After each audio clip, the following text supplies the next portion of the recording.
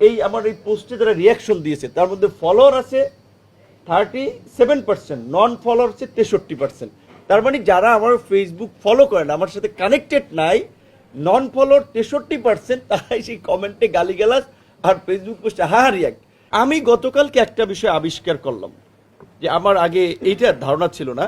জানি ফেসবুকে জনমত প্রভাবিত করা যায়, কিন্তু এইভাবে প্রভাবিত করা যায় এইটা আমি জানি না। ফেসবুকের যে রিয়াকশন, আপনার ধরেন লাইক কমেন্ট রিয়াকশন বলে, আমি দেখতেছি যে আমার পোস্টে গত কয়েকদিন জামাত শিবির নিয়ে পোস্ট দেওয়ায় অস্বাভাবিক রকমের রিয়াকশন হচ্ছে। কীরকম 1 লাখ, 1.5 লাখ, 2 লাখ লাইক কিংবা কমেন্ট এরকম।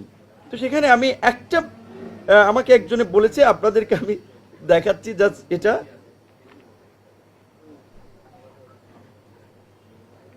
আমি এটা একটু প্রাসঙ্গিক ক্রমে একটু ওনাদেরকে আমি দেখাইতে চাই। আমরা খেয়াল করতেছি এটা আগে থেকে। এই যে একটা জিনিস দেখেন, আমি ওই যে কালকে আমি বিশেষ করে দুইজন ইউটিউবার, এই আমাদের পিনাকি ভট্টাচার্য, ইলিয়াস হোসেন, যারা একসময় আমাদের সাথে অ্যাক্টিভিজম করেছে, আমরা আলাপ আলোচনা করেছি, কিন্তু তারা বিশেষ করে দু একজন এত বুদ্ধিজীবী, তারা একটা হঠকারী চিন্তা ভাবনা আমাদেরকে ইনগেজ করতে চেষ্টা করেছে। যখন পারে নাই, বিশেষ করে আমরা দেখেছেন যখন আলাদা হয়ে গিয়েছিলাম তারেক ভাই আমরা, তখন তারেক ভাইকে প্রমোট করেছে, ইতিবাচকভাবে বলেছে।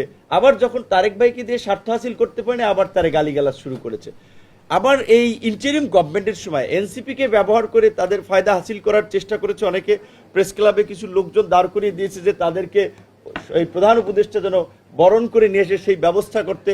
মাঝে মাঝে আমাদের একজন ছোট ভাই আছে সাংবাদিক, ও একদিন বলছে কি, ভাই একটা ছবি তুলছে, এই যে দেখেন এই ছবিটা আমি তুললাম, কি নাকি পিনাকি একটা দায়িত্ব দিয়েছে যে মেট্রো রেলে বৈশা ওই একজনে তার ভিডিওটা দেখবে আর সে ওইটা ছবি তুলে তার কাছে পাঠাইবে, সে ওইটা পোস্ট দিবে যে মেট্রো রেলে তার ইয়ে দেখে। দেখেন না মাঝে মধ্যে ওই চায়ের দোকানে ভিডিও, এটা কিন্তু তার মানে এটা প্ল্যান।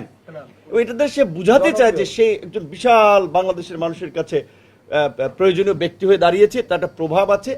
এইটা ব্যবহার করে তারা বিভিন্ন গোয়েন্দা সংস্থা এবং এই যে এখন তো নির্বাচনের পূর্বে জামাতের সাথে তারা যুক্ত হয়েছে, যে জামাতের সাথে, যে জামাতের পক্ষে তারা কাজ করতেছে। আমরা যখন এই তারেক ভাই, আমরা যখন এই জামাত শিবির একটা মজলুম সংগঠন ছিল, তাদের প্রতি আমাদের সিম্প্যাথি আছে, বিকজ জামাতের নেতারা যখন প্রকাশ্যে মিছিল মিটিংও করতে পারে নাই, কথাও বলতে পারে, আমরাই বলেছি, এমনকি জামাতের নেতাদের ফাঁসির বিরুদ্ধে আমরাই আওয়াজ তুলেছি। তো সেই জামাত শিবির তাদের সরকারের সাথে এই দ্বিচারিতা বা দ্বৈত ভূমিকার কারণে আমরা যখন একটু ক্রিটিসিজম করি, তাদের যে অনলাইন বাহিনী লিলাই দেয় এবং এই যে ভাড়াটে ইউটিউবার পিনাকি, ইলিয়াসের মতো তাদের আমাদের পিছনে লিলিয়ে দেয়। তো এইটা নিয়ে কথা বলার কারণে আমার এই যেটা আমি দেখাতে চেয়েছিলাম গতকালকে, একটা দেখেন যে আমার পোস্টে ইংরেজিতে লেখা আছে, this post is getting 17,323% more views than your typical post. মানে গতানুগতিক ওই পোস্টের চেয়ে 17,323% ভিউজ।